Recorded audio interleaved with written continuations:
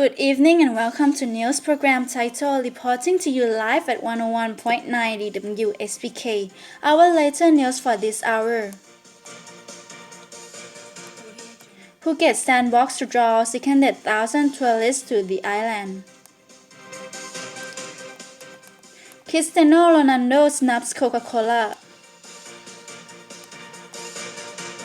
Britney Spears was forced to perform against her will. Tropical storm Danny makes landfall in southeastern United States. The Phuket reopening plan for July the 1st is expected to draw more than 600,000 foreign and local tourists to the resort island and generate a cash flow of about 15 billion baht in the next 3 months, tourist authorities say. Phuket Governor Lalong Munsia said on Saturday, the Tourism Authority of Thailand (TAT) predicted about 129 foreign tourist arrivals at 500,000 Thais will visit Phuket between July and September.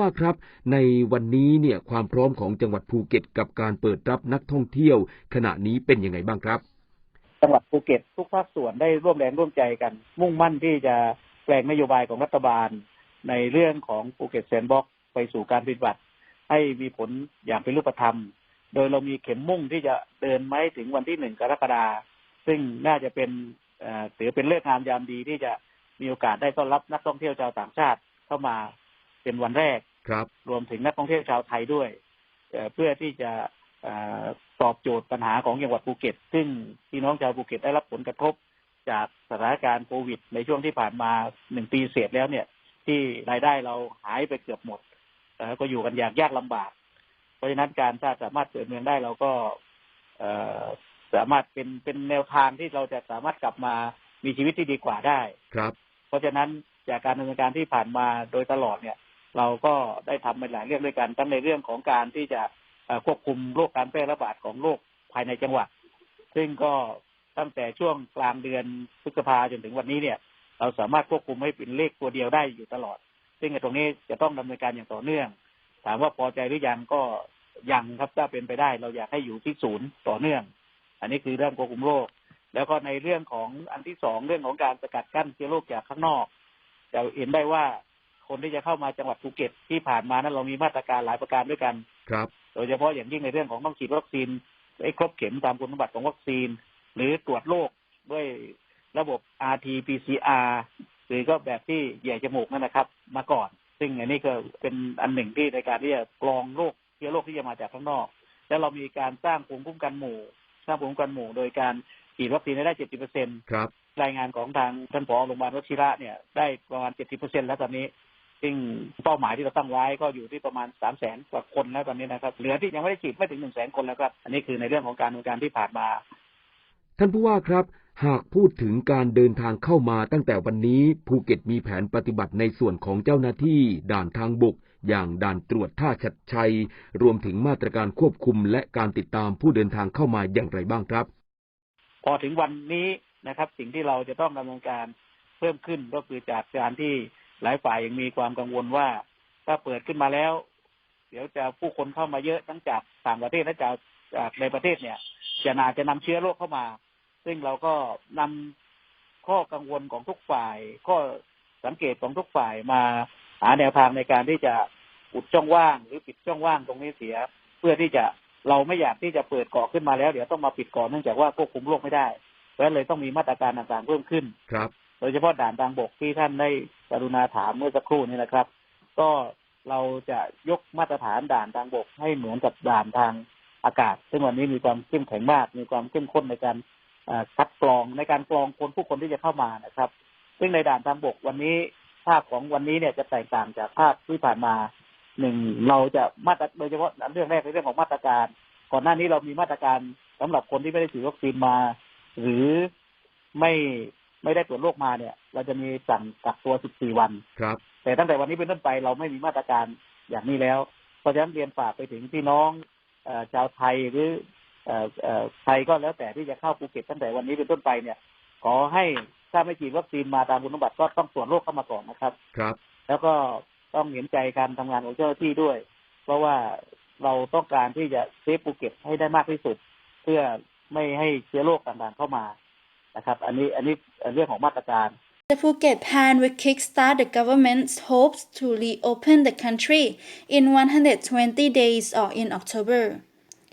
From July the 1st, Phuket will waive quarantine requirements for foreign tourists who have been fully vaccinated against COVID-19 under the Phuket Tourism Sandbox model.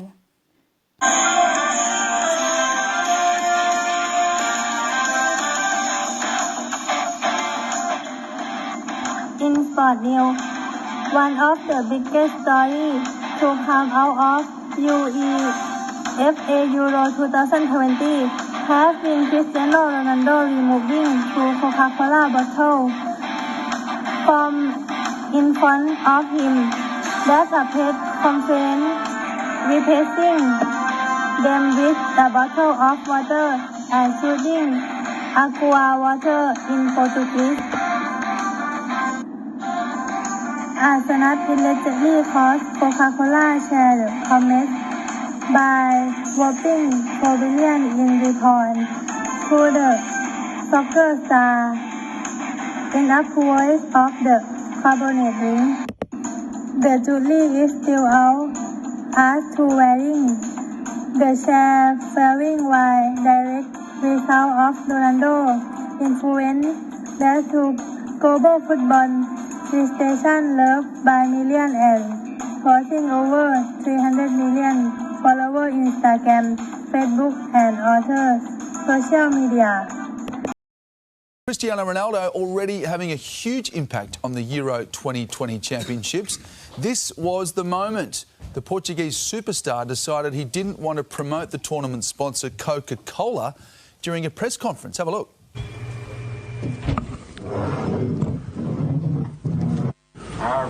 Coca-Cola. And can you believe it? That single act has now wiped a whopping $5.2 billion from Coke's stock market value. Astonishing. I'm going to read that again. $5.2 billion. So it's now only worth $1 trillion. Yeah. So hopefully this recovers some of that. Oh, yes, I'm sure it will. I've got to tell you something. I love a Coke first thing in the morning. Yeah, same.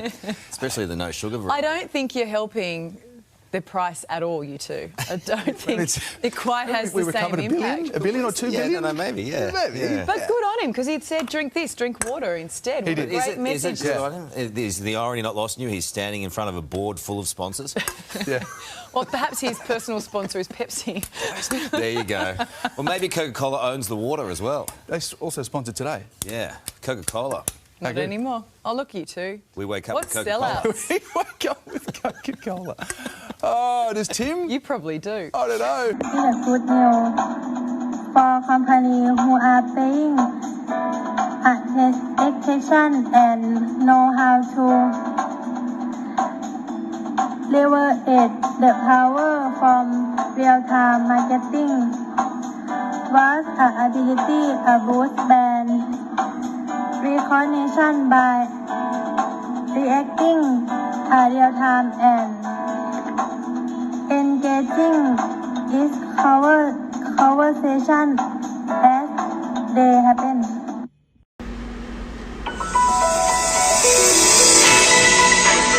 In Celebrities News, Britney Spears told a U.S. judge that she had been drugged, forced to perform against her will and prevented from having children, as she asked the court to end conservatorship that had governed her life for the last 13 years. Reading out a prepared statement, the star called the arrangement abusive and said she was traumatized. It was the first time the star has spoken publicly about the conservatorship, which began in 2008 when concerns over her mental health prompted her father, Jamie Spears, to petition the court for legal authority over his daughter's life. I will be honest with you, I haven't been back to court in a long time because I don't think I was heard on any level when I came to court the last time. I brought 4 sheets of paper in my hands and wrote in length what I had been through the last 4 months before I came there. The people who did that to me should not be able to walk away so easily. I'll recap. I was on tour in 2018. I was forced to do. My management said if I don't do this tour, I will have to find an attorney. Ms. Spears, I hate to interrupt you, but my court reporter is taking down what you're saying. Okay. And so you have to speak a little more slowly. Of course, yes. Okay, I apologize. Make a Great. record of everything you're saying. Okay. Sure. Now, the people who did this to me should not get away and to be able to walk away so easily. Recap. I was on tour in 2018. I was forced to do. My management said if I don't do this tour, I will have to find an attorney, and by contract, my own management could sue me if I didn't follow through with the tour. He handed me a sheet of paper as I got off the stage in Vegas and said I had to sign it. It was very threatening and scary, and with the conservatorship, I couldn't even get my own attorney, so out of fear, I went ahead and I did the tour. When I came off that tour, a new show in Las Vegas was supposed to take place. I started rehearsing early, but it was hard because I'd been doing Vegas for 4 years and I needed a break in between. But no, I was told this is the timeline and this is how it's going to go. I rehearsed 4 to 4 days a week, half of the time in the studio and half of the other time in a Westlake studio. I was basically directing most of the show with my whereabouts, where I preferred to rehearse and actually did most of the choreography, meaning I taught my dancers my new choreography myself. I take everything I do very seriously. There's tons of video with me at rehearsals. I wasn't good. I was great. I led a room of 16 new dancers in rehearsals. It's funny to hear my manager's side of the story. They all said I wasn't participating in rehearsals and I never agreed to take my medication, which my medication is only taken in the mornings, never at rehearsal. They don't even see me. So why are they even claiming that?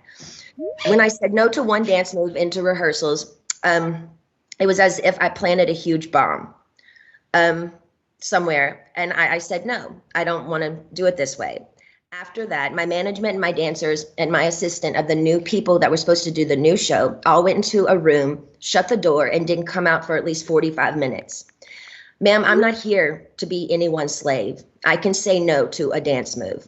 I was told by my, at the time, therapist, Dr. Benson, who died, that my manager called him in that moment and told him I wasn't cooperating or following the guidelines in rehearsals. And he also said I wasn't taking my medication, which is so dumb because I've had the same lady every morning for the past 8 years give me my same medication, and I'm nowhere near these stupid people. It made no sense at all. There was a week period where they were nice to me and they said, I don't want to do, and I told them I don't want to do the, they were nice to me. They said, if I don't want to do the new Vegas show, I don't have to, because I was getting really nervous. I said, I can wait. It was like, they told me I could wait. It was like lifting literally 200 pounds off of me when they said I don't have to do the show anymore, because I was really, really hard on myself and it was too much. I couldn't take it anymore. So I remember telling my assistant, but you know what? I feel weird if I say no. I feel like they're going to come back and be mean to me or punish me or something. 3 days later, after I said no to Vegas, my therapist sat me down in a room and said he had a million phone calls about how I was not cooperating in rehearsals and I haven't been taking my medication. All of this was a false. He immediately the next day put me on lithium out of nowhere. He took me off my normal meds I'd been on for 5 years. And lithium is a very, very strong and completely different medication compared to what I was used to. You can go mentally impaired if you take too much, if you stay on it longer than 5 months. But he put me on that and I felt drunk. I really couldn't even take up for myself. I couldn't even have a conversation with my mom or dad really about anything. I told them I was scared and my doctor had me on 6 different nurses with this new medication come to my home, stay with me, to monitor me on this new medication, which I never wanted to be on to begin with. There were 6 different nurses in my homes and they wouldn't let me get in my car to go anywhere for a month. Not only did my family not do a goddamn thing, my dad was all for it. Anything that happened to me had to be approved by my dad. And my dad he acted like he didn't know that I was told I had to be tested over the Christmas holidays before they sent me away when my kids went home to Louisiana. He was the one who approved all of it. My whole family did nothing. Over the 2-week holiday, a lady came into my home for 4 hours a day, sat me down and did a psych test on me. It took forever. But I was told I had to then, after that I got off, I was told I had to then, after I got a phone call from my dad saying, after I did the psych test with this lady, basically saying I had failed the test or whatever. I'm sorry, Brittany, you have to listen to your doctors. They are planning to send you to a small home in Beverly Hills to do a small rehab program that we're going to make up for you. You're going to pay $60,000 a month for this. I cried on the phone for an hour and he loved every minute of it. The control he had over someone as powerful as me, as he loved the control to hurt his own daughter 100,000%, he loved it. I packed my bags and went to that place. I worked 7 days a week, no days off, which in California, the only similar thing to this is called sex trafficking, making anyone work against their will, taking all their possessions away, credit card, cash, phone, passport card, and placing them in a home where they work with the people who live with them. They all lived in the house with me, the nurses, the 24/7 security. There was one chef that came there and cooked for me daily during the weekdays. They watched me changed every day, naked, morning, noon, and night. My body, I had no privacy door for my room. I gave 8 gallons of blood a week. If I didn't do any of my meetings and work from 8 to 6 at night, which is 10 hours a day, 7 days a week, no days off, I wouldn't be able to see my kids or my boyfriend. I never had a say in my schedule. They always told me I had to do this. And ma'am, I will tell you, sitting in a chair 10 hours a day, 7 days a week, it ain't fun. And especially when you can't walk out the front door. And that's why I'm telling you this again 2 years later. After I've lied and told the whole world I'm okay and I'm happy, it's a lie. I thought I said that enough. Maybe I might become happy because I've been in denial. I've been in shock. I am traumatized. You know, fake it till you make it. But now I'm telling you the truth, okay? I'm not happy. I can't sleep. I'm so angry, it's insane, and I'm depressed. I cry every day, and the reason I'm telling you this is because I don't think how the state of California can have all this written in the court documents from the time I showed up and do absolutely nothing, just hire with my money another person to keep my dad on board. Ma'am, my dad and anyone involved in this conservatorship and my management who played a huge role in punishing at me when I said, no, ma'am, they should be in jail. They're cool tactics working for Miley Cyrus as she smokes on joints and stage at the VMAs. Nothing is ever done to this generation for doing wrong things. But my precious body, who's worked for my dad for the past fucking 13 years, trying to be so good and pretty, so perfect when he works me so hard, when I do everything I'm told in the state of California, allowed my ignorant father to take his own daughter, who only has a role with me if I work with him. They set back the whole course and allowed him to do that to me. That's giving these people I've worked for way too much control. They also threatened me and said if I don't go, then I have to go to court.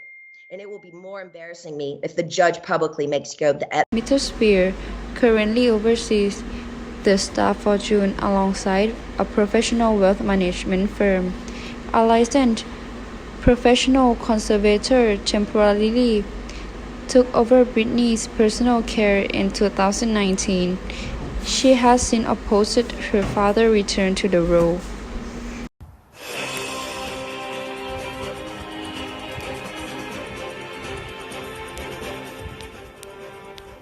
In weather news, Danny made landfall on the coast of South Carolina on Monday evening, hours after it was dubbed fourth named storm of the 2021 Atlantic hurricane season. The storm made landfall just north of Hilton Head on Pritchard Island, South Carolina, and was moving west-northwest at 16 miles per hour just before 8 p.m. Monday. Maximum sustained winds were estimated to be 65 miles per hour. Meanwhile, surfers were still out trying to catch waves at Tybee Island in Georgia. On Monday morning, as rain began falling and the wind picked up ahead to Tropical Storm Danny. I'm meteorologist Pete Malone. This is your Monday, June 28th update on the tropics, and we do have our newly formed tropical depression 4. This is formed about 145 miles just off the coast of South Carolina. You can see the spin there, but an interesting system because it's not terribly organized, although it is become or has become a depression. All the rain and storms are going to be ahead of the center of this thing. So notice showers and pretty squally weather already extended from about Jacksonville up through Savannah and Charleston, and it is moving west-northwest northwest at a pretty good rate at 16 miles per hour. So the entire system is going to continue to head up towards kind of South Carolina, closer to Charleston is where we think landfall is going to be close by later tonight, maybe by 7, 8 o'clock Eastern time, and it could potentially become a tropical storm. If it does get those miles or get those winds up to around 40 miles per hour, it would become Tropical Storm Danny. So it is possible this becomes a named system, but regardless, at this point, whether it was a depression, a storm, or neither, the impacts aren't going to change all that much. All the rainfall will continue to move in as we go through the rest of this afternoon, really from the Carolinas down into parts of Georgia, and of course could see some strong wind gusts as this system moves to the northwest at a pretty good speed, 16 miles per hour. Notice by tomorrow morning, already moving inland up into northern Georgia. It'll bring some showers and thunderstorms and some breezy winds all the way up into southern Tennessee, getting up to Chattanooga as we go into Tuesday evening. So it's going to continue to move inland and will make landfall by Monday night. Now, it has a brief opportunity, very brief, to maybe become a tropical storm. Notice the temperatures, the water temperatures off the coast of the Carolina or South Carolina, pretty warm, over 80 degrees. That's enough to support tropical development, but it does get a little bit cooler as you get into this area right here just off the coast. So if it's going to become a tropical storm, it's going to have to do it later on this afternoon before it makes landfall. Tropical storm warnings have been issued for Charleston and kind of just in that vicinity of Charleston, don't extend all the way down to Savannah. And this is where you're going to see your breeziest winds, and they're already picking up this morning, will last through the afternoon. Could see some gusts maybe over 40, 45 miles per hour at times, but notice not a huge area of intense winds. Anywhere you see the blues are going to be at least tropical depression, only up to around 40 miles per hour. So winds are not going to be a big issue, but of course seas are going to be very rough there off the coast. So keep that in mind, that this is mainly just going to be a pretty minimal event for most people. Of course, strong onshore flow means tides are going to be running higher than normal. That'll last through this afternoon and going into tonight. As it lifts up to the north, you'll continue to see the onshore flow. So that's what the latest is on Tropical Depression 4. Could become Tropical Storm Danny later on today as it moves towards Charleston. All right, tropical wave or Invest 95, whatever you want to call it, way out in the Atlantic, about 1,500 miles east of the Lesser Antilles. It's heading west very fast at about 18 miles per hour. It slowed down just a little bit, and it might try to organize some over the coming days. Now, it looks like by Wednesday night, it's going to get to the Lesser Antilles, maybe organizing a little bit more, and then start to make kind of a northwesterly turn from Puerto Rico to the Dominican Republic. Generally, it's going to be somewhere in here. Either way, it's going to bring that disturbed weather, some squally weather by the middle and end of the work week here. But there is also that brief opportunity that it does become maybe a depression. We'll kind of watch that in the long term, but no immediate threat with that to the United States or the Gulf of Mexico. All right, 2021 Atlantic hurricane season. Here we go. Already to the, could be looking at the D storm later today. We'll wait and see. And then after the D storm, we are looking at Elsa.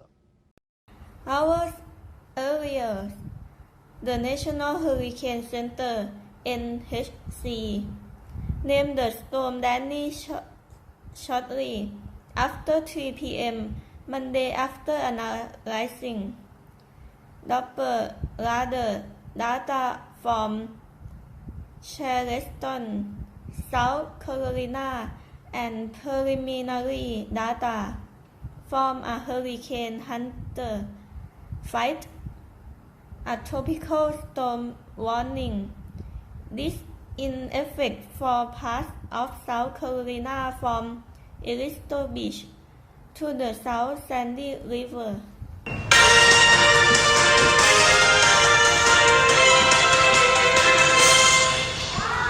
And that is the news for this hour. My name is Neil Walanya. I am Pami Panchali. My name is Sanwa Kewalin.